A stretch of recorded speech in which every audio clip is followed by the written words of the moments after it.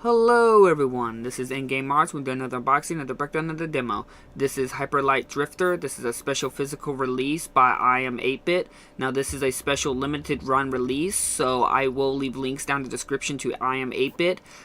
They still have copies available since the making of this video.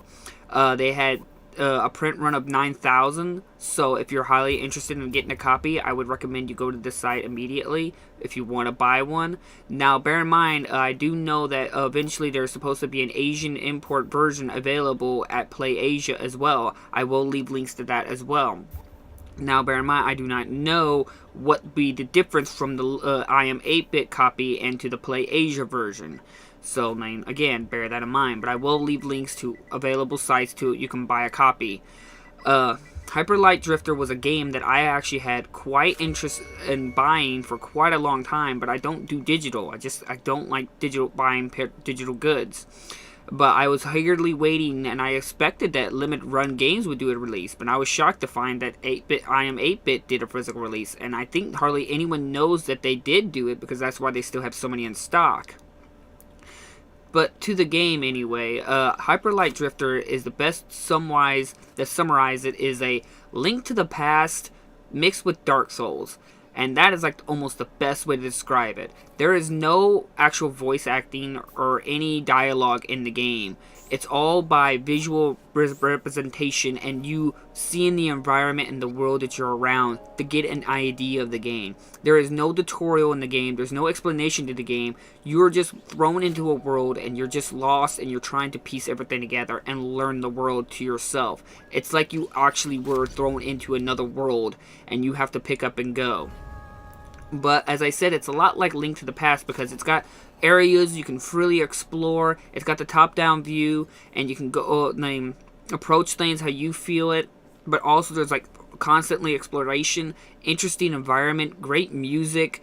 But the Dark Souls part is that it's got the challenging part. It can get quite hard, as well as it has the feeling that it has the Estus flask where you constantly get a limited supply of life and you can regenerate yourself by using it, but you only have so many uses.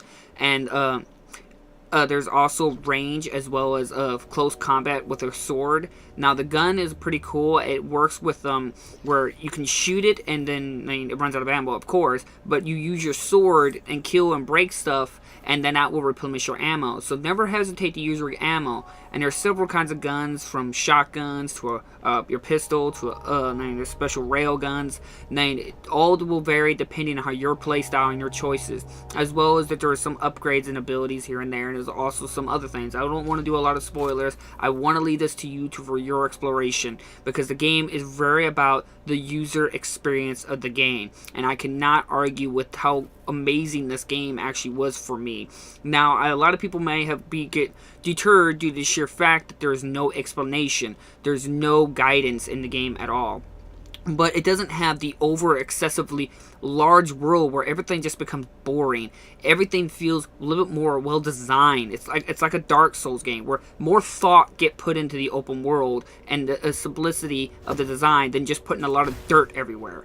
That's the reason I don't really get into open world games. But well designed craft stuff like the old Legend of Zelda games, like Link to the Past and Ocarina of Time or Dark Souls. These kind of worlds are amazing, as well as the game offers offline co-op.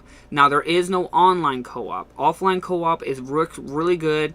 Your partner character has all the same abilities as you. It's just, he doesn't have, of course, a menu and stuff like that, because he's just a temporary partner.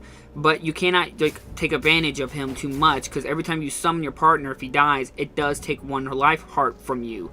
As well as that if he uses the triangle button, he can teleport beside you, so that way in case he gets stuck somewhere, if a wall gets in the way, he can just teleport at your side. Now, if he can die, and you can just bring him back, but if you die, the main character, the player 1, then it's game over for both of you, and you get teleported to the last save point. And the game's kind of cool because it'll let you know how long it's been since its last autosave for you. I really personally really enjoyed this game. It's challenging, but yet very artistic and well designed, and it's just a beauty of a game, and I'm super proud to actually have a copy, and I did not know they had a physical release of this game. So, as well as a fully colored manual, reversible cover, as well as a full paper map.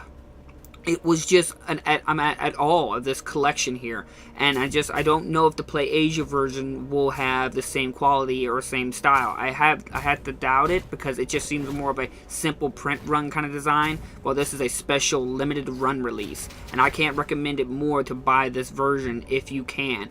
And it's not too expensive at the current moment, and a lot of people I'm gonna expect that it's gonna get quite expensive later down on the road. So like always, I will leave links down in the description. The game's great. I love it. I'm glad I held off for long enough for a physical release, and I'm simply enjoying it so much right now. So thank you all for watching. Hit that like, subscribe button if you want to see more videos from me, and I'll see you guys in the next episode. Bye bye.